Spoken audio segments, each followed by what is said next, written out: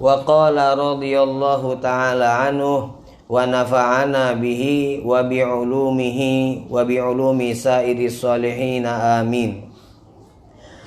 Al-hadi wal ishrun an Abil Munzar Ubay bin Ka'bin radhiyallahu ta'ala anhu qala kana rajulun la a'lamu rajulan ab'ada minal masjidi minhu wa kana la tukhti'uhu salatun faqila lahu au faqultu lahu law ishtaraita himaran tarkabuhu fil dhalma wa fir ramda faqala ma yasurruni anna manzili ila jambil masjid inni uridu ayyuktabali mamshaya ilal masjidi wa ruju'i idza raja'tu ila ahli.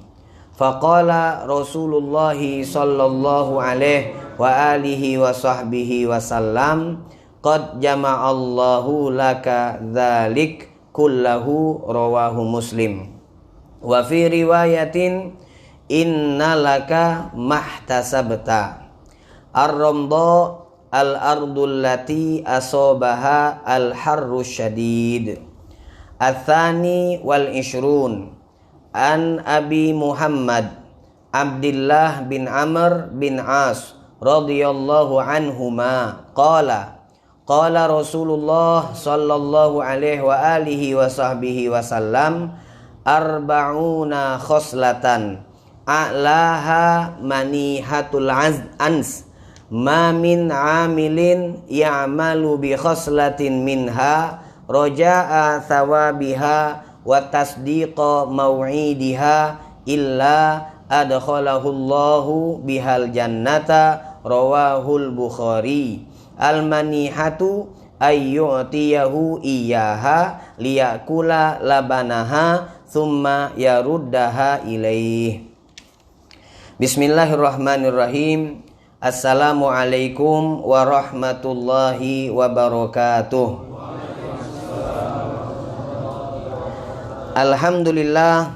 Alhamdulillahilladzi hadana li hadza wa ma kunna linahtadiya laula an hadanallah. Asyhadu an la ilaha illallah wahdahu la syarikalah wa asyhadu anna sayyidana wa nabiyyana Muhammadan abduhu wa rasuluh wa habibuhu wa safiyuhu wa khaliluh. Allahumma salli wa sallim ala sayyidina wa maulana Muhammadin al-fatihi lima ughliq wal khatimi lima sabag nasiril haqqi bil haqqi wal hadi ila siratikal mustaqim wa ala alihi wa sahbihi haqqa qadrihi wa miqdarihil azim. Rabbi zidna ilma wa wasi' lana fi arzaqina wa barik lana fi ma razaqtana waj'alna mahbubina fi qulubi ibadik wa 'izza fi uyunihim waj'alna wujaha fid dunya wal akhirati wa minal muqarrabin ya katsiran nawal ya hasanal fi'al ya qa'iman bila zawal wa ya mubdian bila mithal falakal hamdu walakal minnatu walakal syarafu ala kulli hal wala haula wala quwata illa billah amma ba'd. Ma'asyiral habaib wal aba mustami'in, alhamdulillah, bersyukur selalu kita kepada Allah Subhanahu wa taala, yang mana Allah Subhanahu wa taala terus memberikan kepada kita berjuta nikmat. Terkhusus pada malam hari ini, di malam Senin, seperti biasa kita masih diberikan kesempatan untuk hadir, untuk berkumpul, duduk bersama di dalam majelis ta'lim Ahlul Kisah yang dirintis oleh As-Sayyidil Habibil Marhum Muhammad bin Husain bin Syahab. Insyaallah beliau selalu mendapatkan curahan rahmat kasih sayang Allah Subhanahu wa taala. Amin. Amin ya rabbal alamin. Kita berharap dari kehadiran kita di majelis-majelis seperti ini, insyaallah apa yang Allah berikan kepada mereka kaum solihin, kepada mereka daripada manusia, orang-orang yang dipilih untuk mendapatkan kecintaan khusus dari Allah Subhanahu wa taala, juga hal tersebut Allah berikan untuk kita.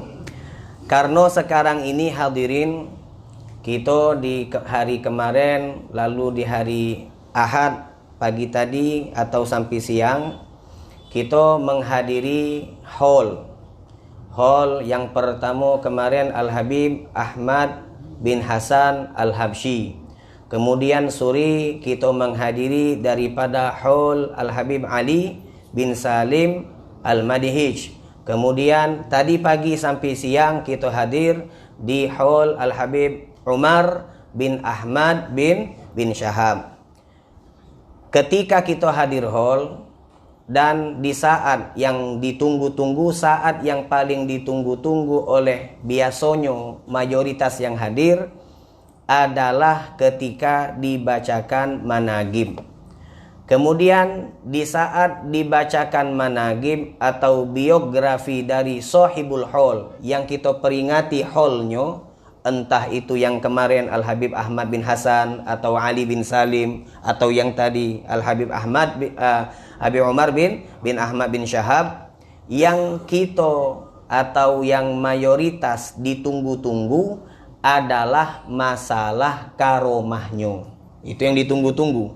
Jadi kalau ada biografi, kalau ada managib, kemudian di dalam managib tersebut tidak dituangkan, tidak diceritakan tentang karomah, maka kita nganggap ini managib tidak menarik. Atau kita nganggap ini kiai, ini habib, ini ulama, ini wali, biasa-biasa be sama seperti kita. Nah ini perlu cepat-cepat kita hapuskan dari benak dan pikiran kita. Karena bagi mereka para kekasih, para wali Allah Subhanahu wa taala, mereka ketika mendapatkan karomah itu diibaratkan oleh para ulama seperti seorang perempuan kalau mereka datang haid atau datang bulan. Kalau ada betino yang datang bulan, kalau kita punya anak betino, maka tidak mungkin dia muat papan pengumuman. Nah, aku saya ini haid, aku saya ini datang bulan. Tetapi sebaliknya, keadaan perempuan tersebut yang datang haid justru menyembunyikan daripada karomah, menyembunyikan daripada sesuatu yang luar kebiasaan yang kita jingok ataupun yang biasa kita dengar. Nah, itulah keadaan para wali Allah Subhanahu wa taala. Bukan mereka bangga di saat mereka mendapatkan banyak karomah dari Allah Subhanahu wa taala, tetapi justru mereka itu malu. Mereka itu tidak senang ketika karomah itu malah diangkat-angkat atau malah sering diceritakan. Kenapa? Karena di saat kita wong yang belum nyampe apa yang telah mereka capai, kita belum mampu untuk banyak melakukan apa yang seperti mereka banyak lakukan. Ketika kita mendengar karomah, maka yang kita kejar adalah karomahnya. Mak mana aku pacak seperti fulan, mak mana aku pacak seperti kiai fulan, yang ketika misalnya pacak berjalan di pucuk banyu, pacak misalnya dionyo di dalam dogan itu pacak ngadokan iwa dan seterusnya. Nah, yang kita tuju tuh malah itu, bukan ridho, bukan mahabbah, bukan cinta Allah subhanahu wa ta'ala. Maka itu cepat-cepat kita hapuskan. Maka seperti yang tadi kita dengar di dalam kalam dari Ustadz Ahmad Kamil bin Ahmad Baragbah, Masya Allah, beliau menyampaikan bahwasanya pondasi pertama itu adalah ilmu. Mattakhadallahu waliyan min jahil, kata Nabi Muhammad sallallahu alaihi wasallam. Idak kate satu pun wali yang diangkat oleh Allah untuk menjadi wali dari wong yang jahil, dari wong yang idak belajar. Jadi yang kalau kita dengar managib, jangan kita dengar karomahnya, tapi jingok makmano mujahadah, keseriusan mereka di dalam tolabul ilmi. Jadi ada wong yang dionyo rajin tahajud, yang dionyo rajin puasa sunnah. Kalau yang salat wajib sama yang puasa wajib tidak usah dibahas. Dionyo rajin tahajud, rajin puasa sunnah, tetapi ternyata dia tidak dasari ibadahnya dengan ilmu, maka dikhawatirkan kage ibadahnya itu bukan mendapatkan ridho, tetapi mendapatkan murka dari Allah subhanahu wa ta'ala. Jadi banyak dicontohkan oleh ulama bahwasanya mengenai pentingnya ilmu. Ilmu dulu harus kita mumpuni, harus kita sempurnakan sebelum kita melakukan ibadah. Jangan terbalik, rajin ibadah tapi tidak punya ilmu, bahaya. Kadang-kadang kan kalau ada kalimat yang penting tuh akhlak. Buat apa banyak-banyak ilmu? Yang penting tuh akhlak. Kalimat itu kadang-kadang yang kita, bukan kadang-kadang, sering kesimpulan yang ada di benak kita, buat apa banyak ilmu, lebih baik akhlak yang baik. Nah ini, jadi dari kalimat itu kita simpulkan ilmu itu tidak penting. Nah ini salah. Mak mano kita nak punya akhlak kalau kita dewek tidak punya ilmu. Kemarin ada yang WA ana, pas ana lagi duduk hall di Habib Ahmad bin Hasan Al-Habsyi. Ini pertanyaan mantep, pertanyaan luar biasa. Bagus pertanyaannya, sesuai dengan apa yang dikatakan oleh Al-Imam Al-Faqihil Muqaddam Al-Faqihil Muqaddam Tsani Abdurrahman bin Muhammad Asgaf. Beliau mengatakan kalau kita nak beramal, maka amal itu harus barometer ukurannya adalah akal. Karena kalau misalnya kita beramal tidak dilandasi dengan akal, maka amal yang kita gawikan akhirnya justru menjerumuskan kita ke murka Allah Subhanahu wa taala. Contohnya, ini ada yang nanya. Dia ngomong sama anak di WA, "Habib, Ustaz, apakah boleh bagi anak untuk pergi hall?" Untuk pergi hall. Dia ini pengen pergi hall. Sedangkan di saat yang bersamaan dionyo ada begawi melok wong. Nah, gawiannya ini sudah dia titipkan kepada kawannya, dan kawannya itu pacak ngawikannya. Jadi misalnya Ali dia ini begawi di sikap perusahaan. Kemudian Ali ini punya kawan namanya Firdaus. Nah, Firdaus ini dionyo ini anak si Ali ini nitip gawiannya kepada Firdaus. Yus, tolong aku nih nak pengen pergi hall. Pengen pergi hall atau pengen pergi majelis taklim. Misal, ya kan? Pengen pergi majelis taklim. Apakah boleh hal itu dilakukan tanpa sepengetahuan bosnya? Tanpa seizin bosnya? Kalau nak nurut kenyokan, kalau wong yang tidak berakal, dia pasti ngomong, ini kan hall, apalagi sudah ada yang ngenteni. Cukup sudah, yang penting tuh gawi sudah digawikan. Apalagi yang ngawikinnya kawan yang memang biasa begawi dalam hal itu. Jadi pergi hall kata masalah. Nah ini namanya amal tanpa akal. Jadi ini amal harus pakai akal, dan akal itu harus diluruskan dengan ilmu. Karena kalau tidak diluruskan dengan ilmu, bukan akal tetapi ngakali.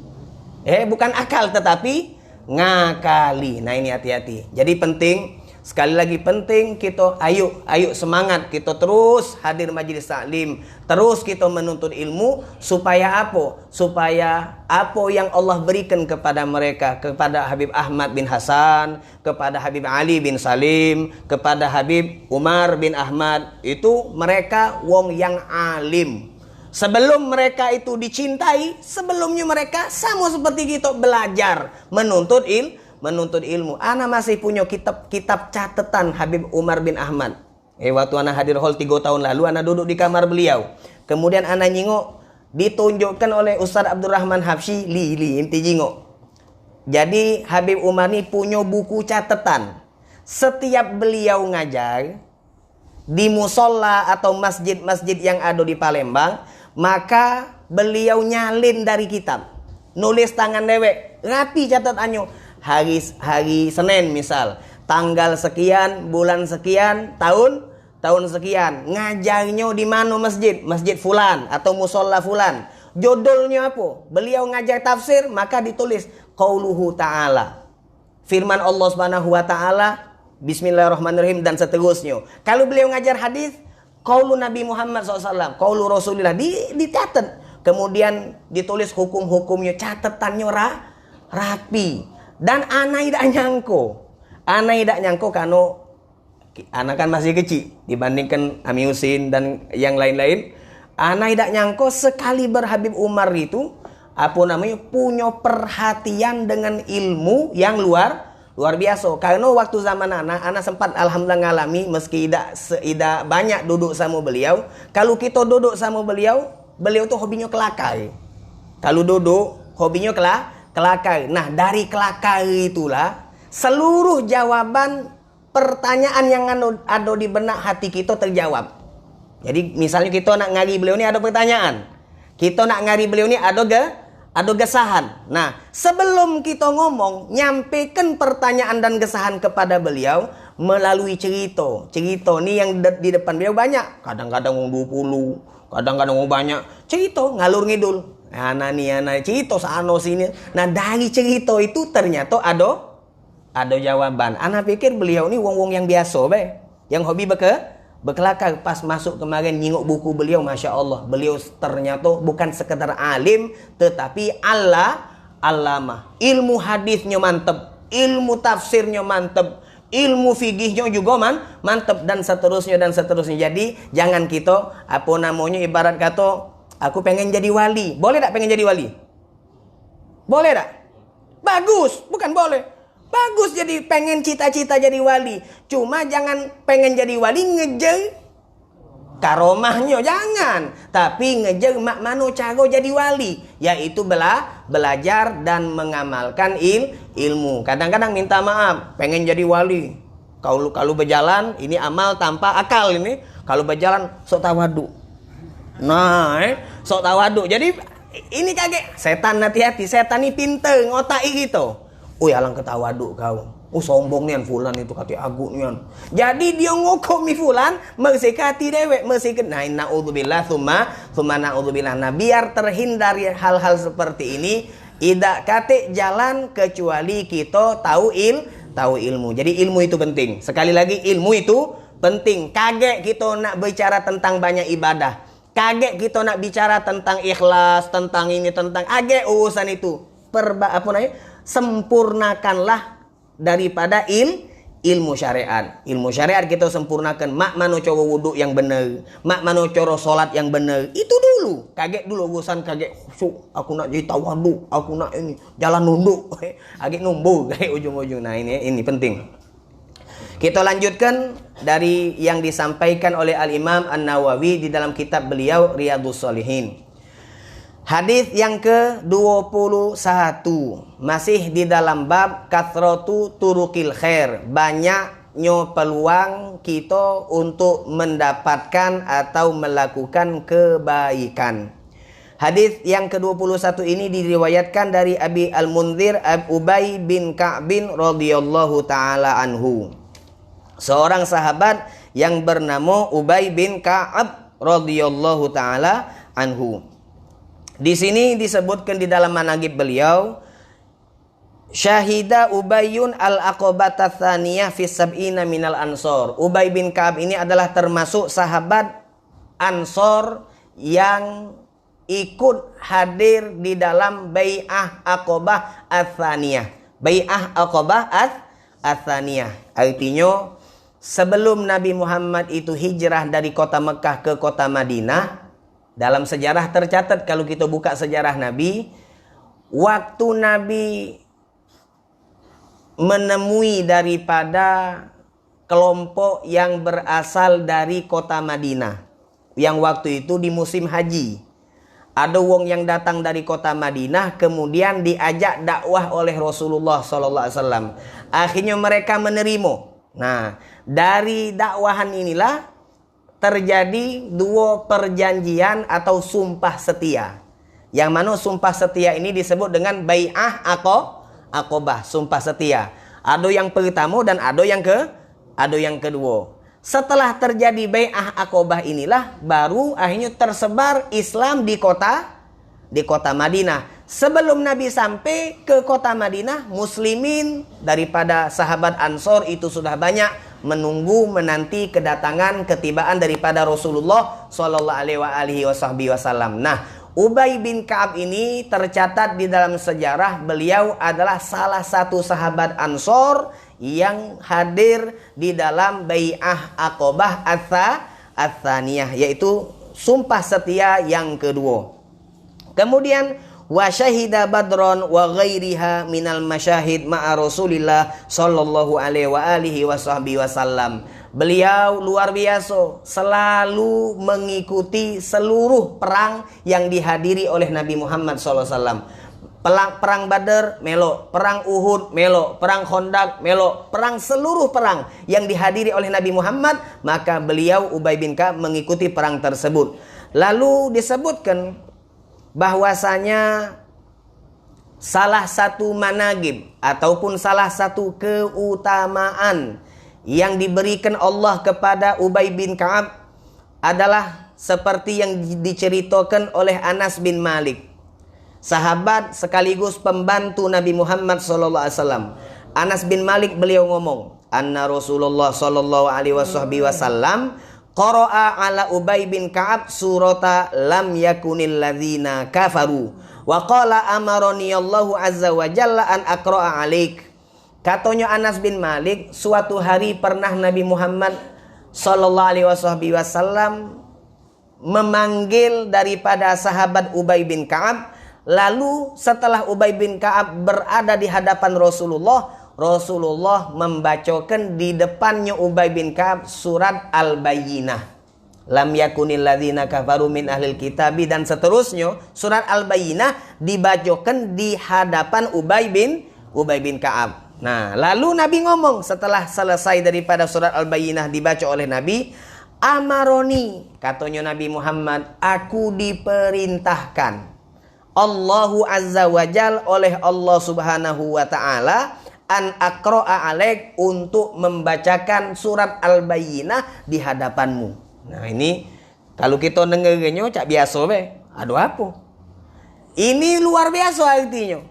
Ada seorang sahabat yang namanya Ubay bin Ka'ab, saking mendapatkan perhatian dari Allah subhanahu wa ta'ala, sampai-sampai Nabi disuruh maca Al-Quran di hadapan Ubay bin Ka'ab. Jadi luar biasa berarti.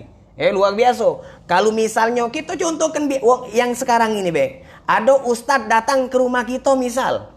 Ada ustadz datang ke rumah kita, kemudian ustadz tadi macakan siko hadis. Tiba-tiba kita bingung, ngapa ustaz datang ke rumah kemudian macakan hadis? Ana mimpi semalam disuruh Nabi untuk macakan hadis ini di hadapan enti. Nah, kita bangga luar biasa. Nah, alangkah bangganya daripada sahabat Ubay bin Ka'ab ketika beliau namanya dikenal oleh Allah Subhanahu wa taala. Nabi diperintahkan untuk membacakan surat Al-Bayyinah di hadapan Ubay bin Ka'ab radhiyallahu taala anhu.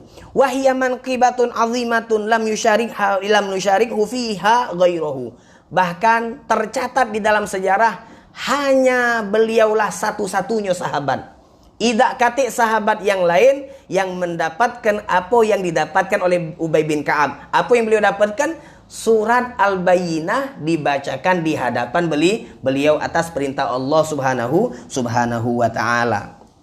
Nah, beliau cerita, Ubay bin Ka'ab ini cerita, kana rajulun.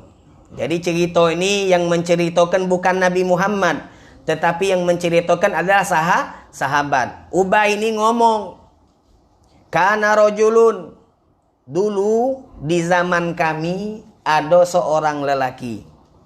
Lelaki ini tentunya sahabat. La a'lamu rajulan ab'ada minal masjidi minhu. Katanya Ubay, la a'lam, aku tidak tahu, rajulan, ada satu lelaki, ab'ada, yang lebih jauh rumahnya, minal masjidi, dari masjid, minhu, dibandingkan lelaki itu. Jadi katanya Ubay, dulu ada sikok sahabat. Yang mana sahabat tadi, setahu aku, katanya Ubay, setahu aku, idak kate wong, idak kate sahabat yang rumahnya lebih jauh dibandingkan Fulan tadi. Fulan ini siapa namanya? Kita tahu tak namanya? Tidak disebutkan oleh beliau. Dicari-cari oleh Imam Nawawi yang menyarahkan hadis ini juga, nyari juga. Ternyata tidak kate yang napetkan siapa nama sahabat tersebut. Disingit ke? Disingit. Jadi inilah hebatnya rojul. Kalau dalam ilmu hadis ini namanya hadis mubham. Hadis mubham, hadis yang di situ ada nama lelaki yang disembunyikan oleh rawi di dalam penyampaian hadis tersebut. Karena rojulun, dulu ada seorang lelaki, seorang sahabat yang menurut sepengetahuan aku, idak kate wong yang rumahnya lebih jauh dari masjid dibandingkan dia. Wa kana la tukhti'uhu salatun. Akan tetapi meskipun rumahnya jauh, la tukhti'uhu salatun. Sekalipun dia tidak pernah ketinggalan sholat berjamaah di Masjid Nabawi bersama Nabi Muhammad SAW. Rumahnya paling jauh. Tapi hebat. Meskipun rumah paling jauh, tidak pernah sekalipun. Subuh, zuhur, asar, maghrib, isya, jumatan, dan seterusnya. Tidak pernah dia absen. Selalu ada di Masjid Nabawi. Melok berjamaah sama Nabi Muhammad SAW. Faqilalahu. Maka dikatakan kepada sahabat tersebut. Au fakultu lahu. Atau katanya Ubay, aku ngomong sama dia. Jadi Ubay ini cerita. Aku ni lupa. Yang ngomong ni aku apa wong lain. Nah, maka dia ngomong faqilalahu. Dikatakan kepada dirinya. Berarti yang ngomong wong lain. Au fakultu lahu. Atau kalau tidak salah aku juga melok ngomong. Kan kadang-kadang kan kita galak cak itu juga. Lagi kumpul, tiba-tiba kita lagi ngomong sama wong. Atau wong yang ngomong sama wong tadi itu. Kita bingung kan? Nah ini disampaikan oleh Ubay. Qila lahu. Dikatakan kepada dirinya. Atau aku yang ngomong kepada sahabat tadi. Lawis taroita himaron tarkabuhu fi zulma. Wahai sahabat, coba istaroita, kau tu meli himaron, seekor keledai, bukan kedelai tapi keledai. Lawis taroita himaron, coba kau beli keledai. Tarkabuhu, yang mana keledai tersebut bisa kau tunggangi fi zulma, di saat gelap gulitanya malam. Wafir romdo, dan di saat tanah pasir itu dalam keadaan panas. Jadi Ramadan, romdo Ramadan. Kenapa bulan Ramadan disebut Ramadan? Karena saat pertama kali disyariatkan puasa, maka itu terjadinya di musim panas, romdo. Ada juga yang berpendapat kenapa Ramadan disebut Ramadan? Li'annaha tarmidudz dzunub, karena bulan puasa Ramadan itu bisa membakar daripada dosa. Itu. Lawis taroita himaron, wahai sahabat, jangan galak nyusah ke diri. Jangan galak nyarokan diri. Beli kau unta, atau beli kau itu apa namanya keledai, supaya kau bisa tunggangi berjalan di kegelapan malam atau di saat panas. Faqala, maka sahabat tadi menjawab, ma yasurruni anna manzili ila jambil masjid. Katanya beliau, ma yasurruni, aku tidak senang. Apa yang tidak senang? Anna manzili, kalau manzili rumahnya aku, ila jambil masjid, ada di samping masjid. Kira-kira tawaran sama tanggapan itu nyambung atau tidak? Yang ditawarkan kepada dia, oi coba beli keledai, kau tunggangi. Jadi tidak kegelapan, tidak kepanasan. Kalau jalan gelap-gelap kayak cocok aku. Nah, mending kau tunggangi ini, jadi biar tunggangan kau yang kena. Kalau panas-panas kaki kau panas. Biarlah tunggangan kau yang yang kepanasan. Dia jawab, "Maya suruni anna manzili ila jambil masjid." Ana tidak senang kalau misalnya rumah ana berdampingan bertetangga dengan masjid. Nyambung tak kira-kira? Tidak nyambung. Nah, ngapa jawabnya itu? Oh, jangan kena meli. Ini kan galak kepletot ini. Jangan kena meli keledai. Kalau misalnya ada wong yang ngenjuk aku rumah. Nah, ini kan bahasanya sangking. Jangan kena meli keledai. Kalau misalnya rumahku beparak masjid, aku tidak senang. Nah, itu maksudnya. Jadi nyambung tak? Nyambung. Tidak perlu kamu. Nyambung. Ya nyambung. Artinya di sini sangking. Sangkingnya itu nah. Aku tak galak nak meli keledai. Jangan kena meli. Nak rumah aku parak masjid, aku tidak demen. Nah, ini jawaban yang dijawab oleh Ubay, oleh lelaki tadi, oleh sahabat tadi. Ini uridu, sesungguhnya aku ni pengen ayyuk tabali mamsyaya, tercatat untukku. Ayyuk tabali, li itu artinya pahala kan? Tercatat untukku mamsyaya, pahala berjalanku ilal masjid, menuju ke masjid, waruju'i, dan berjalanku balik idza raja'tu ila ahli, di saat aku kembali ke rumah. Jadi inti bayangkan subuh sampai isya berarti 5 kali 2 10 kali bolak-balik dari rumah ke masjid, dari masjid ke rumah. Aku berharap langkah-langkah tersebut dicatatkan oleh Allah sebagai pundi-pundi pahala untuk aku. Ini yang dijawab oleh sahabat yang nonem tadi, sahabat yang tidak disebutkan namanya. Faqala Rasulullah. Maka akhirnya jawaban sahabat ini di dalam riwayat lain, kan yang ngomong ini kan sahabat kepada sahabat. Yang ngomongkan ini kan sahabat kepada sahabat. Bukan Nabi ngomong kepada sahabat, tapi sahabat antara sahabat. Jawaban wong ini nih akhirnya diceritakan kepada Nabi Muhammad. Diceritakan kepada Nabi Muhammad. Nabi benar tak kira-kira ada wong yang nyiksa diri Nabi. Nah, ya, kalau bahasa gitu kan, ada wong nyiksa diri. Dionyo tuh tak pernah tinggal sholat. Nah, kami tawai, lebih baik kamu tuh meli keledai biar tidak kepanasan, biar tidak kegelapan. Cuma dia jawab model itu Nabi. Kira-kira jawabannya tuh benar apa tidak? Nah, itu kan.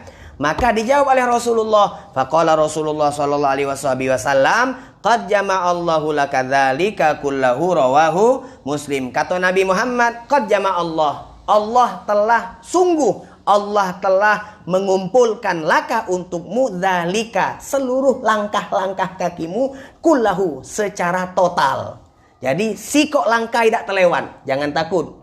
Misalnya 1000 langkah, 1000 itu galo-galonya tercatat di sisi Allah subhanahu wa ta'ala. Rawahu Muslim. Wa fi riwayah, di dalam riwayat lain, innalaka mahtasabata, katanya Nabi Muhammad, untukmu apa yang kamu harapkan dari Allah subhanahu wa ta'ala. Nah, ini sekali lagi menunjukkan bahwasanya ketika ada satu amalan yang mana amalan tersebut punya beban, punya susah yang lebih dibandingkan amal yang lain, maka amal itu pahalanya berlipat lebih hebat dibandingkan amal yang bebannya atau yang kesusahannya lebih ringan. Jadi itu amal yang ada beban. Bukan kita nginceri bebannya, tapi nginceri amalnya. Jadi jangan salah paham. Mana parak masjid? Ayo kira-kira muter belah.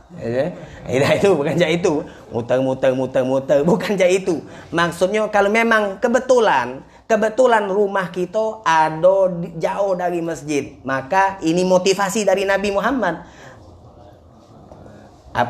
Jauh-jauh malah lebih bagus, lebih banyak pahala. Seperti yang anak ceritakan minggu kemarin. Apa dia namanya? Kita termasuk dapat pahala banyak kalau punya bini yang buat kijet.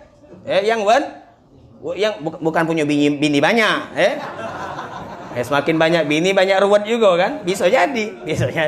Nah, jangan salah paham. Ada sikap bujang, Ada sikok bujang ditawai. Ini ada budak pondok pesantren. Budak pondok pesantren. Lama di pondok pesantren. Sudah ngajar juga ustazah. Melok mantu ustazah. Kemudian sikoknya lagi budak kuliahan. Budak yang dionyo kuliah. Galak pergi majelis. Cuma dia banyaklah concernnya di kuliah. Yang budak majelis tadi, yang lanang tadi Pepen namanya kan. Si Pepen tadi dia nyawab, ayana Ustad caknyo kalau budak yang budak pondokan tu lalu lulus tidak katik tantangannya. Nah, dia nyawabnya itu kan, tidak katik tantangannya. Anak-anak nyobo yang ada tantangan. Katanya Ustad itu bahwasanya kalau ada amal yang penuh dengan beban, penuh dengan tantangan, penuh dengan kesusahan, maka pahalanya lebih besar. Oh, kelebu kage. Tidak, bukan cak itu. Kalau memang kebetulan amal ini sudah punya kesusahan, maka itu kalau kita gawikan, kita dapat pahala. Bukan berarti kita nyari yang sago-sago.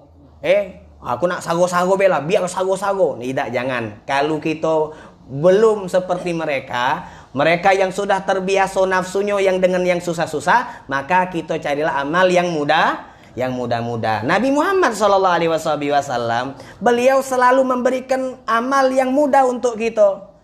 Nabi mampu sholat sehari semalam beribu-ribu bahkan berjuta rakaat. Mampu Nabi. Cuma yang Nabi contohkan yang paling mudah. Sholat subuh, qobliyahnya 2 rakaat. Tidak banyak-banyak.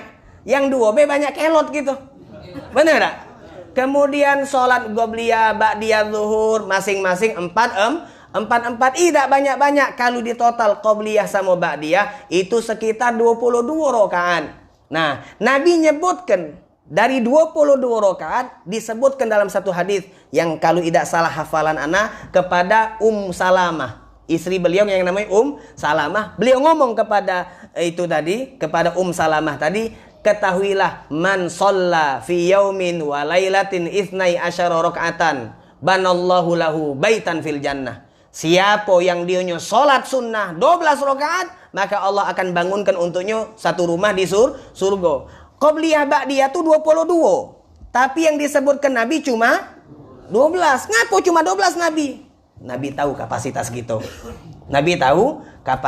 Jadi untuk wong yang levelan kita ini, ayo kita latih diri dengan amal-amal yang minim, yang mudah dulu. Misalnya sholat duha, minimalnya 2 rakaat, maksimalnya khilaf. Ada yang ngomong 8, ada yang ngomong 12. Kita yang baru-baru nak istiqomah jangan langsung loncat. Istiqomah. Tidak, 2 dulu. 2. Istiqomah kelak. Bahkan kalau perlu setahun. Istiqomah duha 2 rakaat selama setahun itu saya loh. Tidak mudah. Setahun itu artinya ente nak dalam keadaan sakit sehat. Ente nak keadaan di dalam kota atau di luar kota, 2 tuh ente jago. Nah, ini katanya Imam Haddad. Jadi embek yang porsi minimal. Ketika kita ada semangat selama setahun tadi itu, ada semangat misalnya, maka boleh nambah. Ustadz, anak ini lagi semangat. Yaudah nambah boleh dari 2 rakaat naik ke 4. Nah, giliran kita lagi lesu, 2-nya jangan hilang. Jadi batasan minimalnya jadi pegangan kita nian supaya kita bisa istiqomah. Nabi Muhammad SAW salat malamnya cuma 11 rakaat. Dibandingkan ada seperti Ali Zainal Abidin As-Sajjad 1000 rakaat. Nah, 1000 rakaat nama manu berarti kalah Nabi. Bukan kalah. Nabi itu 2 rakaatnya beliau dengan 1.000.000 rakaatnya kita tak baca, bukan bandingan. Bukan bandingan. Apalagi nak dibandingkan sama Gondorwo itu. Tahu kan Gondorwo? Laju ingat Gondorwo itu kan yang gondrong. Tidak baca. Nabi bukan manusia biasa, bukan bandingannya ibadah kita. Jangankan ibadah, zahirnya kita biasa sama zahirnya Nabi tak baca. Oh, keringat kita tengik. Keringat Nabi wangi. Hawonya Nabi harum, hawonya kita benengas. Rambut kita apek. Jujur kalau tidak pakai yang wangi-wangi, tapi kalau Nabi tabiatuhu. Memang tabiatnya Rasulullah keringatnya tuh wangi, lebih wangi daripada minyak wangi yang dimiliki oleh para sahabat Nabi Muhammad SAW. Jadi itu kembali Kita di sini bukan dituntut untuk mencari yang susah-susah, bukan. Hadis ini cuma menunjukkan bahwasanya berjalan menuju ke masjid, langkah kaki kita menuju ke masjid itu ada ganjaran pahala. Semakin banyak, semakin besar pahala yang akan kita dapatkan dari Allah Subhanahu wa taala. Itu maksud daripada hadis tersebut. Bukan kita ambil kesimpulan, aku nak nyari yang sago-sago be. Kalau amalan-amalan mudah aku tak galak. Nah, ini akhirnya tak beramal. Besean setan kadang-kadang itu. Aku tak galak kalau yang enteng-enteng bet agama yang beratnya be. Ujung-ujungnya kau tak galak kage. Kan galak minta sumbangan. Kau tagih lah dulu. Kage galau-galanya aku nutup iyo kurangnya. Ujung-ujungnya tak hati nian. Ya enggak ada kan itu kan? Kebutuhan sekian. Datang kita wong yang pertama didatangi. Apa dia ini? Ini nak ada acara, nak bangun masjid, nak bangun musola atau nak bangun masjid ini. Oh iya, sudah berapa butuh? Oh iya, inti cari yang lain dulu kakek. Kalau sudah terkumpul, kurangnya anak galau nutup iyo. Kakek ujung-ujungnya, tidak jadi budak tuh. Tidak jadi, karena itu besekan setan. Setan nih pintar diundur-undurnya. Taswif dengan banyak macam. Aku hati-hati. Ambillah yang mudah. Sudah terbiasa, nambah dikit-dikit sampai kita istiqomah itu. Kemudian, Atsani wal Ishrun, hadis yang ke-22. An Abi Muhammad Abdullah bin Amr bin As radhiyallahu taala anhuma. Sahabat Abdullah bin Amr bin As radhiyallahu anhuma. Anhuma artinya beliau dan ayah beliau sama-sama sahabat Nabi Muhammad sallallahu alaihi wasallam. Dijelaskan di sini beda antara umur Abdullah bin Amr bin As dengan abahnya. Abdullah anak, abah namanya Amr bin As. Beda umur antara abah sama anak 12 tahun. Nah, mana berarti beda 12 tahun? Anak mikir dari tadi, mana bayangan? Bedanya anak sama abahnya 12 tahun. Berarti mana? Hah? Wallah alam, kamu mikir lah Aslama qabla abi. Beliau ini Abdullah bin Amr bin As itu masuk Islam sebelum masuk Islamnya ayahnya. Jadi duluan anak dibandingkan ayah. Wa kana katsirul ilmi. Beliau ini banyak ilmu. Nah, ini sekali lagi ilmu itu penting. Beliau ini banyak ilmu. Mujtahidan fil ibadah. Selain banyak ilmu, beliau juga ijtihad sungguh-sungguh di dalam ibadah. Bukan dibalik. Wa kana mujtahidan fil ibadah katsirul ilmi. Tapi susunannya beliau Abdullah bin Amr bin As katsirul ilmi, banyak ilmu baru rajin ibadah. Talaan dil Quran. Beliau ini selalu membaca Al-Quran. Wa kana aktsarun nasi akhdhan lil hadithi wal ilmi an Rasulillah sallallahu alaihi wasallam. Bahkan ini sejarah perlu kita catat. Beliau adalah orang ataupun sahabat yang paling banyak menimba hadis dan ilmu dari Nabi Muhammad. Abdullah bin Amr bin As adalah tercatat di dalam sejarah sahabat yang paling banyak menimba, yang paling banyak menulis, menghafal hadis dan ilmu dari Nabi Muhammad sallallahu alaihi wasallam. Tsabata fi sahih, tercatat di dalam kitab sahih an Abi Hurairah radhiyallahu taala anhu, dari sahabat Abu Hurairah ngomong, makan ahad aktsar hadisan an Rasulullah minni illa Abdullah bin Amr. Katanya Abu Hurairah, idak kati sahabat yang pacak ngalahkan aku. Aku ni paling banyak ilmunya, aku yang paling banyak hadisnya yang aku timba dari Nabi Muhammad SAW. Idak kati satu pun sahabat yang pacak ngalahkan aku kecuali illa Abdullah bin Amr bin As. Kenapa kok beliau itu bisa lebih hebat daripada Abu Hurairah? Kana yaktubu wala aktub. Ini bedanya. Kana yaktubu wala aktub. Sama-sama sahabat, sama-sama belajar dengan Nabi Muhammad SAW. Cuma bedanya dia Abdullah bin Amr yaktubu. Setiap Nabi nulis dicatatkannya. Wala aktub, aku cuma denger be. Nah, jadi banyak yang terlewat. Semenjak aku sadar bahwa aku melok nyatet. Nah, sama cak kita pergi majelis. Ada ustad-ustad yang di Palembang ini yang dionyo tidak mondok. Cuma gara-gara rajin pergi majelis, beli kitab, mawa buku catatan. Jadi dia meskipun tidak mondok, meski dia begawi di pasar, pacak ngajar. Banyak. Anak banyak punya kawan seperti itu. Bahkan ada yang di Pekanbaru. Di Pekanbaru itu, dia tidak mondok, begawe. Insinyur. Pabrik kertas dia. Pabrik wong luar dulu, wong Korea. Punya Korea. Nah, dia ini tidak belajar, tidak mondok, tidak ngapu-ngapu, cuma setiap majelis ngawak. Ngawak buku, ngawak catatan. Jadi setiap ilmu tuh dicatat. Kalau udah dicatat leket. Kalau udah leket pacak dihafal. Kalau udah dihafal pacak diamal. Kalau modalnya jeping ngaji kok. Modal jeping oke lah berkah. Cuma sayang berkah tuh berkah cuma sayang. Jadi itu kana yaktubu wala aktub, itu katanya Abu Hurairah. Nah, sekarang menjadi pertanyaan, kenapa Abdullah bin Amr bin As ini jarang kita dengar beliau ini ulamanya sahabat? Abu Hurairah sering, Abdullah bin Mas'ud sering, Abdullah bin Abbas sering. Tapi kenapa Abdullah bin Amr bin As ini jarang namanya kita dengar sebagai pemuka ulama sahabat? Dijawab oleh para ulama, beliau ini tinggalnya di Mesir.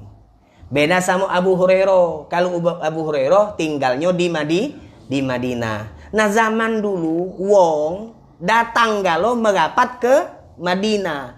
Jarang datang ke Mesir. Makanya ilmu yang dimiliki oleh Abdullah bin Amr bin As ini jarang diambil atau sanadnya jarang disampaikan kepada para penuntut ilmu. Beda dengan Abu Hurairah radhiyallahu taala anhu. Nah, ini luar biasa. Nah, beliau Abdullah bin Amr bin As beliau ngomong